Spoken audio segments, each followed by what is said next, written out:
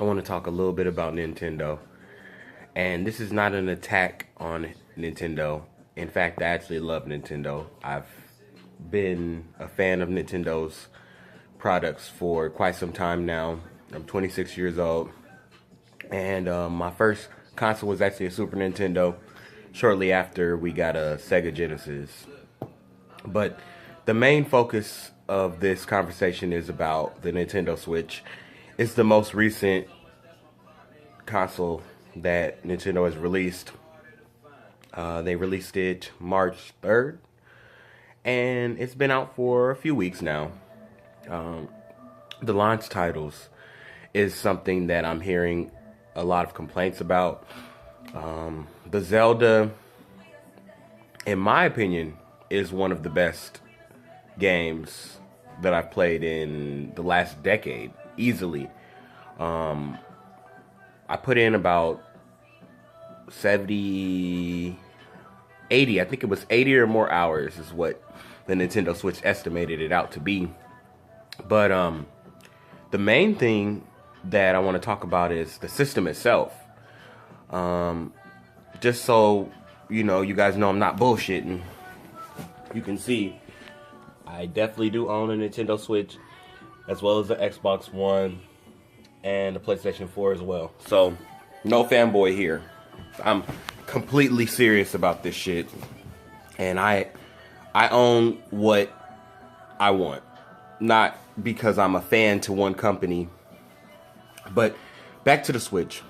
So, a few of the complaints that I'm hearing from people about the Nintendo Switch, one of them being that it is underpowered. Now, I had a conversation with the gentleman at Best Buy, a Best Buy associate, and he told me that, one, he owns a PC, he doesn't own any consoles, and he's not interested in buying any consoles. And I also heard from another gentleman that the Nintendo Switch is somewhat of a secondary console to most, because it doesn't have the power to be able to compete with the PlayStation 4 and the Xbox One. My thing is this. Nintendo Switch may be underpowered in terms of the internal components, but my argument against that is, if the Nintendo Switch is better than the Wii U, then Nintendo is doing their job as a company to better their product. It's just like when a company that's been releasing, say, a certain type of food for years, and then they come out with this new and improved recipe. Everybody knows usually new and improved means that they changed something up and they probably fucked it up. Where I give Nintendo credit is that every console that they've released has been new and improved, but they haven't ruined it. They haven't made it any weaker. They haven't messed up the formula. They stuck to the formula that worked for them. Nintendo has been innovating since the beginning of gaming, period. They have never stopped innovating. Maybe gamers have lost that, they seem to have lost it. Like, lost what, that I guess that feeling that you get when you're holding something that is innovative. It just doesn't resonate with many gamers anymore, and rightfully so. I mean, I'm going to be completely honest with you. Nintendo has become a company that a lot of people tend to make fun of, laugh at. But in my opinion, I'm satisfied. Now, that's not to say that if the Nintendo Switch would have been more powerful than the PlayStation 4 or the Xbox One, obviously that's not possible from what I'm researching. It's really not possible with the technology we have available right now because it's a hybrid console. It is a handheld as well as a console. A lot of people are saying that it is primarily a console. I'm actually hearing more people saying that it's primarily a handheld, to be real. So here's the thing. If it's primarily a handheld, it has 4 gigabytes of dedicated RAM. And of those 4, 3.5 is available for the developers. And I'm assuming the 0.5 is taken up by the operating system. Then really, it's not really too bad. I mean, if you're coming from the PC gaming community, most people will tell you when you're looking at 1080p, 60 frames per second, 3.5 gigabytes is reasonable. It's gonna get a little bit harder to deal with as you start using more high resolution textures and things like that. Also, the anti-aliasing, or however you pronounce it. Correct me if I'm wrong, but that does play a large role in terms of how much RAM you need.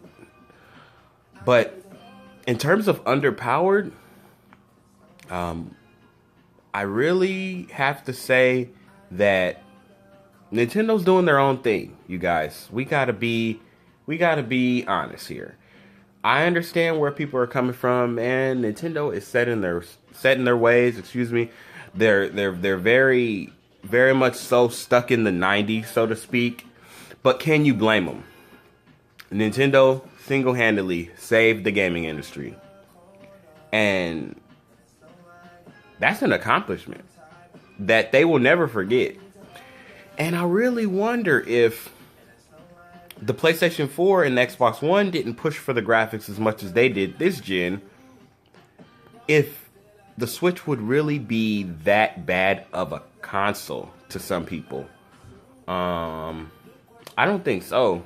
But we're not going to talk too much about underpowered. Obviously, it is underpowered to some extent. But when you look at Nintendo and you look at the developers that they have, arguably some of the best developers in the world. And if you look at the library that the Wii U had, it's hard to say that power affected the Wii U. It may have held it back in terms of third-party support, because the third-party support was there and it disappeared. It was gone so fast that you couldn't even want a certain third-party title because you knew it was gone. Literally, I'd say 6 months in, it was gone. Maybe I could be wrong. I'm not really going off of factual evidence, but it was gone pretty quick. And it sounds like with the Switch, from all the articles that I've been reading, it is not only easier to develop for than the Wii U, it has more power than the Wii U, it looks better than the Wii U. They have marketed it a lot better than the Wii U. It's not mistaken for a peripheral. It's not mistaken for an attachment to the Wii like the Wii U was. And it's great because whenever I tell somebody I got the Nintendo Switch, they understand it as the new Nintendo console. So they're doing something right.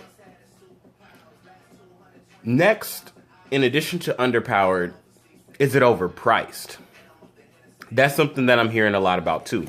People are saying that it is a little overpriced. The MSRP is $300. That's not including all the other accessories that you have to pay. And really, you're paying to play. Let's be honest. You're paying to play. So you have the console itself, everything that's included in the box. In addition to that, you have the Pro Controller. You have there's a lot of stuff, man. There's a lot of stuff. And we're not going to go into detail because I'm sure a lot of people watching this video already know what the Wii U offers and what the Switch offers. So comparing the Wii U to the Switch, the real question is, did Nintendo learn from the mistakes they made with the Wii U? And did they make that known? I feel like they did make it known that they understood the mistakes they made with the Wii U. And in terms of the library that the Wii U had, the Wii U had a great library. Anybody that owned a Wii U will tell you the library on it was great. I didn't say amazing because there were some titles that I was looking forward to having that never came. But in terms of what it offered, it was good. It was great, actually. They sold well. Mario Kart sold 8 million. Smash Brothers didn't sell as much as probably what was projected. But it did come closer to near the end of the life of the Wii U. And that's not a bad thing. I'm sure they probably were able to really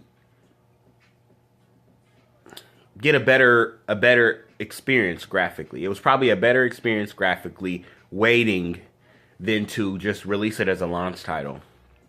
But I do agree with what people are saying about the Nintendo Switch being underpowered and about it being overpriced. But my argument is, one, do you own one? I don't want to hear, oh, I know somebody that owns one. That's not enough. It's not enough. That's bullshit. If you don't own a Nintendo Switch to be able to see the potential, then you really don't know what it's all about. You can do the research, you can go off of the internal components, but the library is not there right now. And you cannot judge the console at the moment based off the games that are available.